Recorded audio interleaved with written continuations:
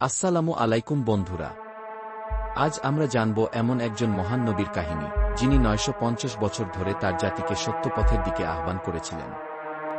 হযরত নূহ আলাইহি ওয়াসাল্লাম নিজের জাতিকে একমাত্র আল্লাহর ইবাদত করার জন্য দাওয়াত দিতেন, কিন্তু তার জাতির অধিকাংশ লোকই তাকে প্রত্যাখ্যান করে।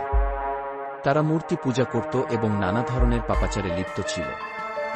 দিনের পর দিন, বছরের পর বছর তিনি তাদেরকে বোঝানোর চেষ্টা করেছেন, কখনো ভালোভাবে, কখনো সতর্ক করে, কখনো রাতে, কখনো দিনে। সব সময় তিনি তাদের কাছে আল্লাহর বাণী পৌঁছে দিয়েছেন, কিন্তু তারা শুধু তাকে উপহাস করেছে, এমনকি তাকে পাগল বলেছে। তখন আল্লাহ তাআলা হযরত নূহ আলাইহি ওয়াসাল্লামকে একটি বিশাল কিস্তি তৈরি করার নির্দেশ দিলেন। বিদ্রূপ করতে লাগল, কিন্তু তিনি আল্লাহর উপর পূর্ণ ভরসা রেখে কাজ করে গেলেন।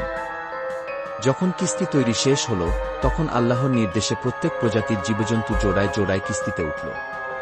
যারা ঈমান এনেছিল তারাও কিস্তিতে আশ্রয় নিল।